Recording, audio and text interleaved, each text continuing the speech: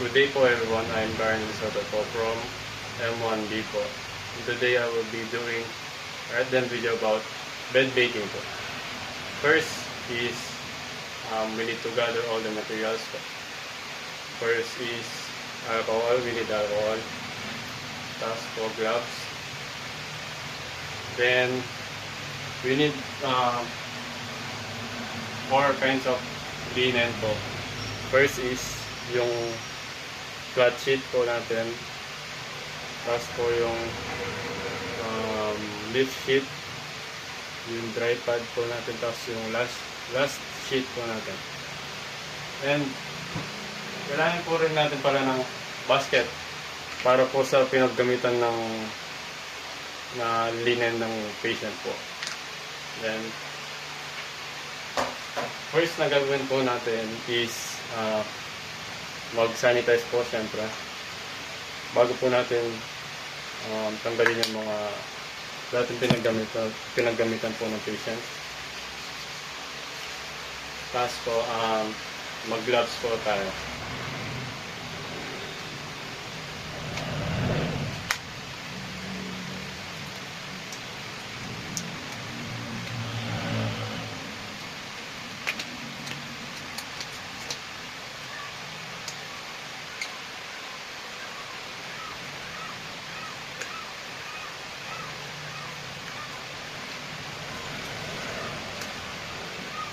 Then po, next is, tanggalin po natin yung pinagamitan po ng patient, which is yung punda po, yung punda po ng unan.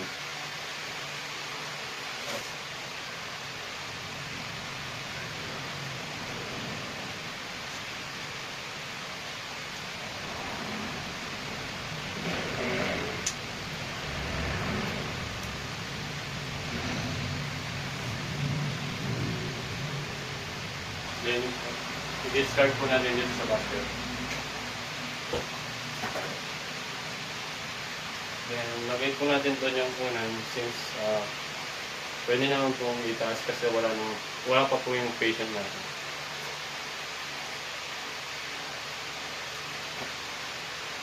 First natin pong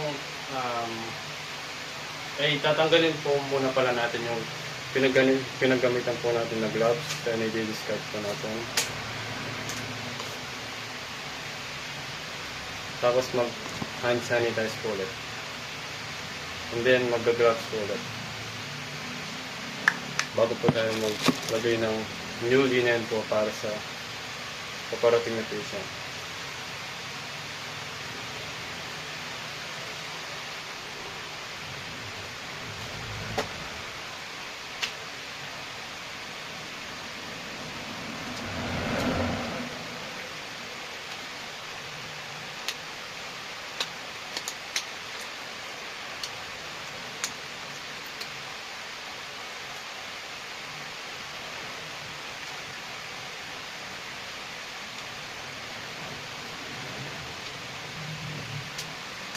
Then po,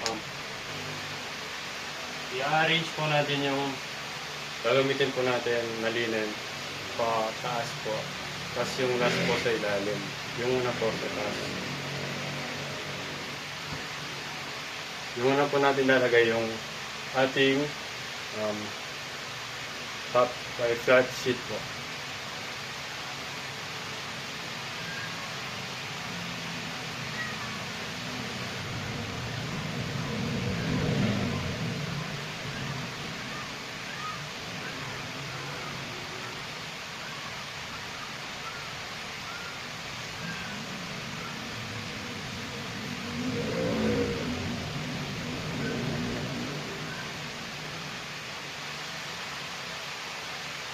First po is kalahati lang po muna, tapos ito-tapping po natin yung sa side po sa kalahati part.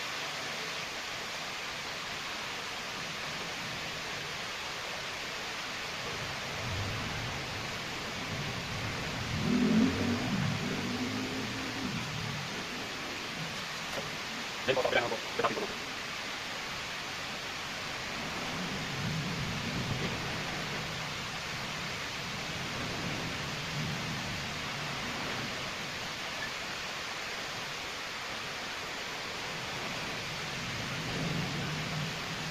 Dapat wala na yung dinagay po natin na strategies. Wala po siyang sumunod. Para po na-measure po yung pasyente.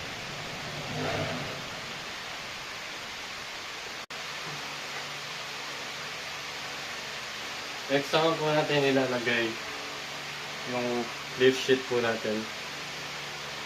Dapat po yung lift sheet po natin is hindi po siya lalagpas sa lower body po natin. Dapat po hanggang shoulder height lang po siya. Hanggang dito po sa may ribs po natin.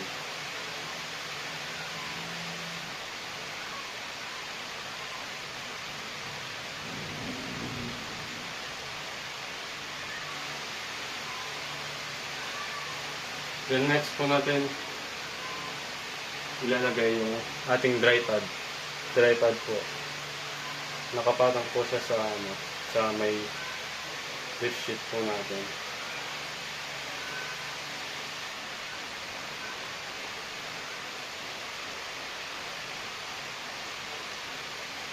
Then last po, yung ating last sheet po natin, bali, yung last sheet po natin is co-cover niya lahat po yung linagay po natin na mga linens po.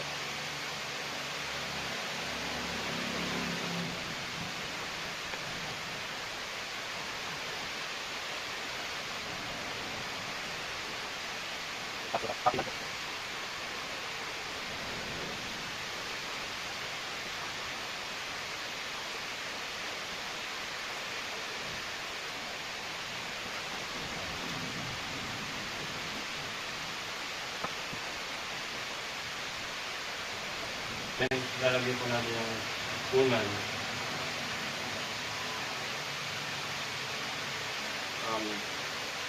Tapos po, tatanggalin yung gloves.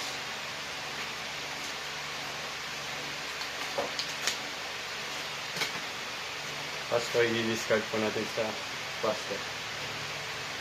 And next naman po natin gagawin yung occupied naman po. Good day po everyone, my name is Carnel Soto po from M1B, and today I will be doing the occupied bed making po. First, we need is yung mga materials po natin, yung alcohol, syempre po yung gloves, then yung ating mga gagamitin po na linens. Yung flat sheet, yung lift sheet, tapos po dry pad, then yung top sheet po natin, yung gagamitin po natin pang cover sa mga layers po.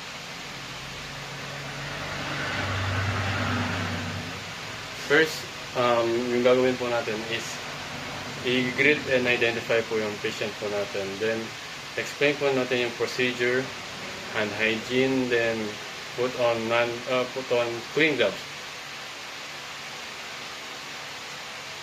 Good day po sir.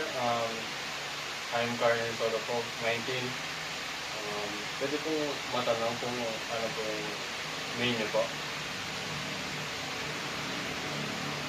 Okay po sir, James Lebron. Pwede pong matanong kung ano po yung birthday niyo po. November 20, 2005. Pwede pong tingnan yung ID ba na po kung kayo po talaga. Okay po, Sir James Lebron. So ayan po, yung gagawin po natin ngayon is papalitan po natin yung mga yung mga linens na po. So papalitan po natin sila ng bago. Okay lang po sa inyo po. Proceed na po tayo sa procedure na po. First is alcohol muna po, siyempre. Then put on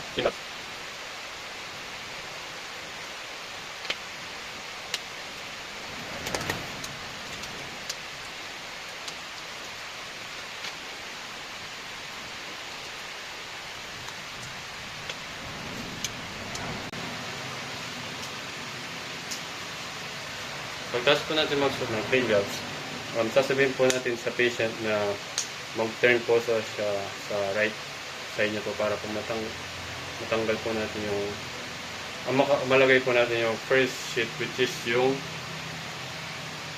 flat sheet po natin.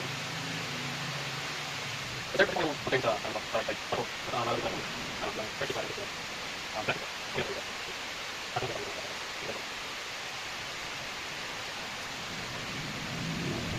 first is, lagay po natin kung natin yung flat sheet po, palagi ako muna para po hindi mayakit. Palagi dito ako. Lagay natin siya po.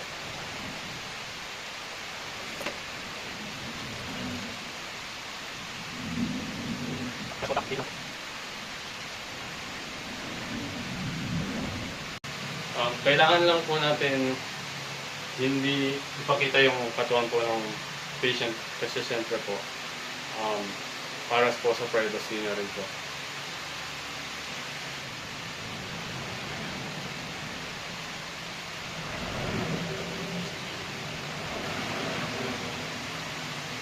Tapos po,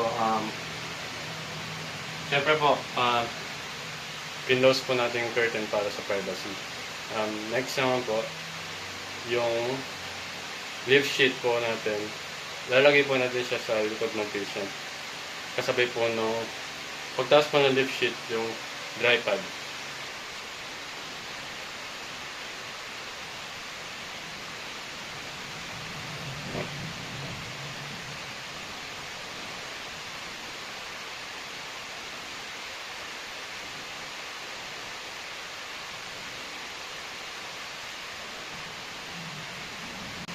Then yung dry pad po natin.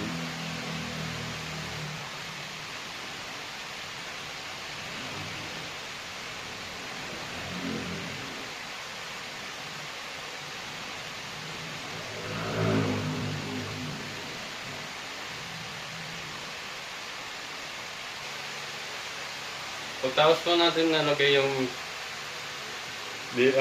lift sheet, pati po yung dry pad, pwede na po natin i-turn yung patient po natin para po ma-adjust po natin yung mga linens.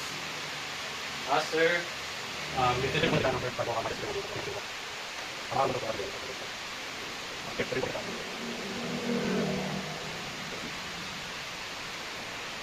ka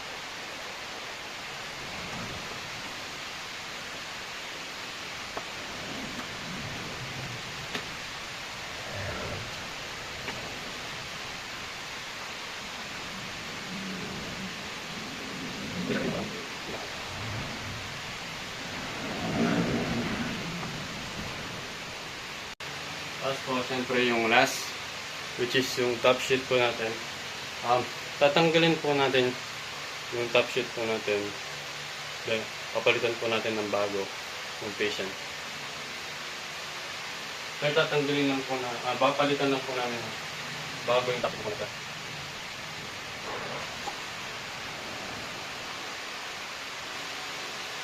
Tapos, tanggalin po natin siya sa ilalim para po magka-privacy na rin po yung service. Ay, hindi ko makakita yung katawan.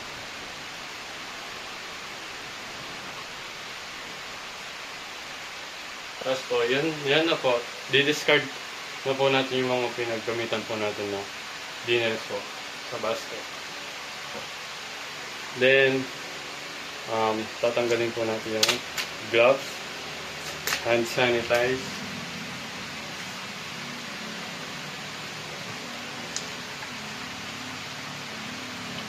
then yun lamang po para sa bed making occupied po. Thank you po for watching.